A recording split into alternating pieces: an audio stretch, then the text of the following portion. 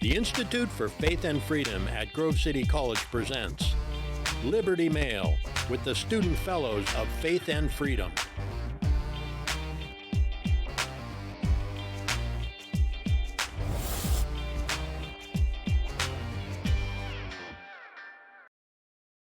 Welcome back to the Liberty Mail podcast. I'm Ashby, your host, and today I'm joined with Noah Gould, who is the Alumni and Student Programs Manager at Acton Institute. His writings on economics, business, and culture have appeared in outlets such as National Review, Detroit News, and Newsweek. He's a contributor to Young Voices and a graduate of Grove City College. Welcome, Noah Gould. Thanks for having me. Yeah. So do you want to introduce yourself, talk a little bit about what you do, what you've been working on with Acton? Yeah, great. So I've been at Acton almost 5 years now, and I oversee our student programs, which we have a variety of students from all over the globe that come to Grand Rapids mainly for leadership development programs. Our main program is our Emerging Leaders program. We have about 20 students who participate in that each summer. And I oversee that program as well as our alumni network. Primarily, Acton engages clergy, business leaders, nonprofit leaders, and our alumni network is over 12,000 people all across the globe. And so It's a very interesting group, a lot of different religious perspectives, every Christian denomination you can imagine, plus a very robust Jewish and Muslim network. Mm-hmm. And so it's a broad alumni network, and I am tasked with engaging them, keeping them up to date with our activities and what we're doing. Mm-hmm. And then I also write when I can carve out time to do that as well. Nice. Is there any long-term goals you're working towards at Acton? Any big projects on the radar that you've been working on, being the one overseeing the alumni network, anything dealing with that? Yeah, so, this is a really interesting time to be talking about ideas of religion and liberty. That's the main focus of Acton. And so It really was founded to address the problem of why do people see kind of free markets and ethical considerations as inherently clashing. And so we talk about how, on the one hand, virtue is necessary for a free society because otherwise you just end in anarchy. But without freedom, people don't have the ability to choose freely, which is where virtue comes from. So both of those are necessary. So our long-term goals are, what are the barriers right now to people understanding that synthesis? So we do a lot of work with engaging business people on what is ethical business, what is business done right. And I also think there's a renewed skepticism in certain religious quarters towards the market. There's different movements. You have movements like integralism in the Catholic space, or kind of Christian nationalism is more on the Protestant side. And these offer different views of how religion should interact and how economics fits into that. And so part of initiatives are talking to people about a proper understanding of those ideas. And so that's one push. As far as our alumni network, I'm always looking at interesting ways to engage what is a huge variety of types of people. Not, a priest in Nigeria is going to want something different than kind of a nonprofit leader in Atlanta. Yeah. Right? So there's different audiences that we're working with, but we really want them to continue to engage in their sphere of influence. Maybe you're familiar with the theologian Abraham Kuyper.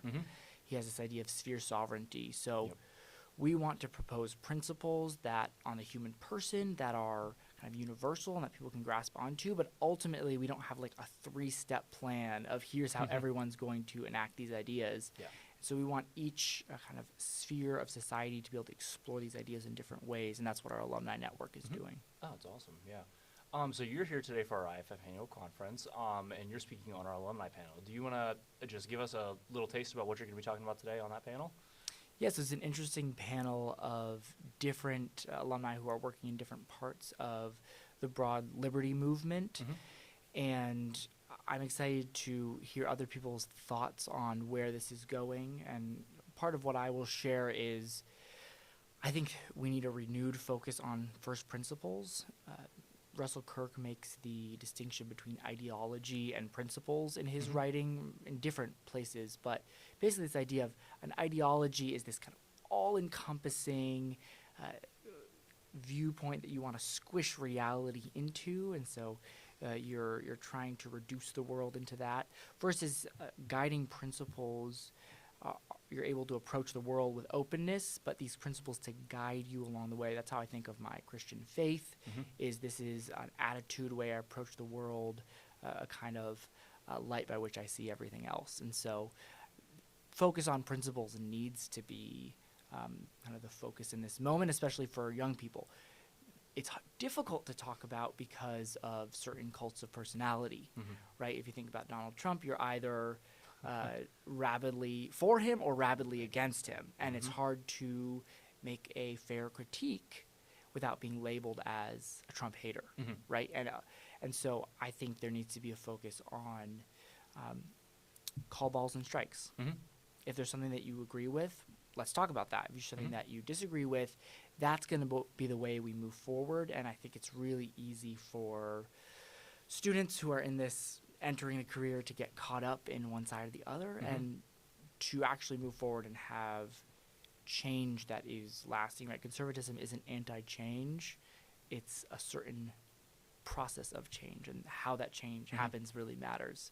So that's what I hope to talk about. We'll see where the conversation goes. No, absolutely, yeah. So we're here at Grove City College. I know I'll be graduating in 2 years. I know a good number of people who will be going into the job field, and who are Christians and possibly concerned about their views or anything like that. Do you have any advice for them going into that? I mean, you being at Acton, being a pro-Christian organization, do you have any advice for them going into the world after college?